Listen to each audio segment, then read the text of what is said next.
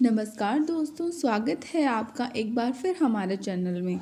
आज हम बात करेंगे रविवार की व्रत कथा के बारे में।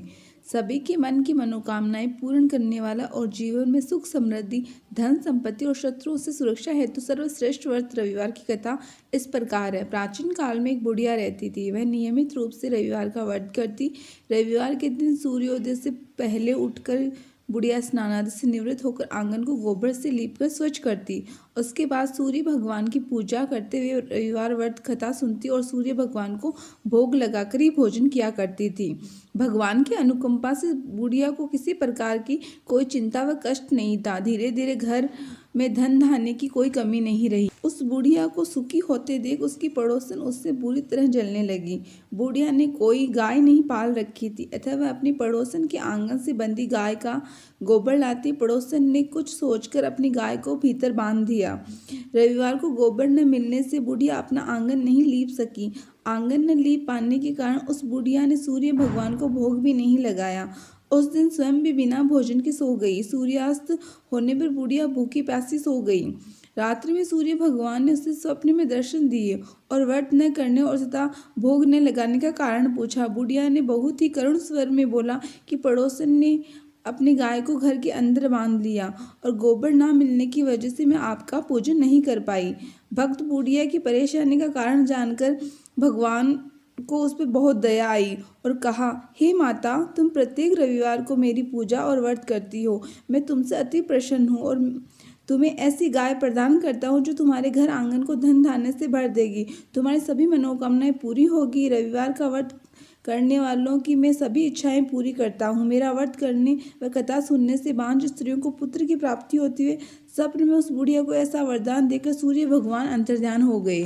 प्रातः काल सूर्य उदय से पूर्व बुढ़िया की आंख खुली तो वह अपने आंगन में एक सुंदर गाय और बछड़ों को देखकर हैरान हो गई। गाय को आंगन में बांधकर उसने जल्दी से उसे चारा लाकर खिलाया। पड़ोसन ने उस बुढ़िया के आंगन में बंधी सुंदर गाय और बछड़े को देखा तो उसे अधिक जलन हुई। तभी गाय ने सोने का गोबर किया। गोबर को देखते ही पड़ोसन की आंखें फटी की फटी रह गई।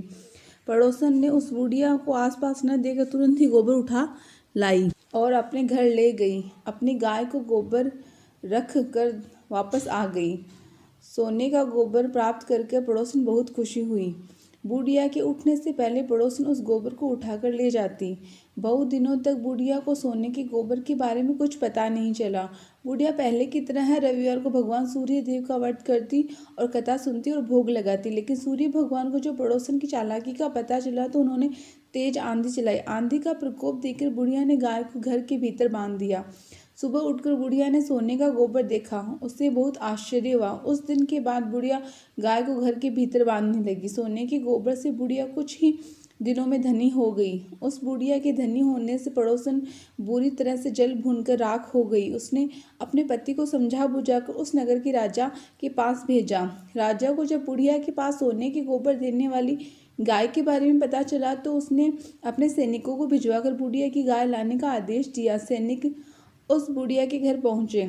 उस समय बुढ़िया सूर्य भगवान को भोग लगाकर स्वयं भोजन ग्रहण करने वाली थी। राजा के सैनिकों ने गाय और बछड़े को खोल लिया और अपने साथ महल की ओर ले चले। बुढ़िया ने सैनिकों से गाय और उसके बछड़े को न ले जाने की प्रार्थना की। बहुत रोई चिल्लाई लेकिन राजा के सैनिक नहीं माने।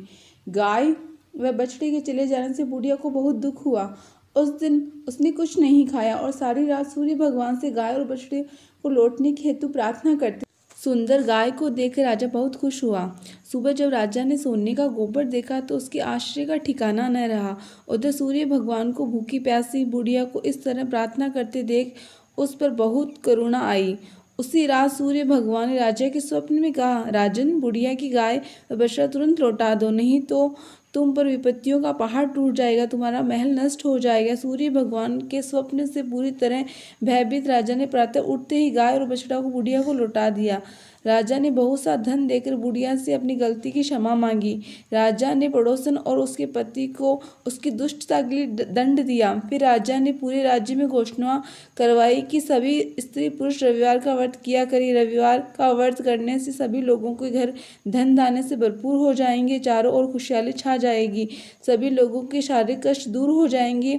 राज्य में सभी स्त्री पुरुष सुखी जीवन व्यतीत करने लगेंगे। इस प्रकार भगवान का व्रत करने से सभी को बहुत ही सुख संपत्ति प्राप्त हुई।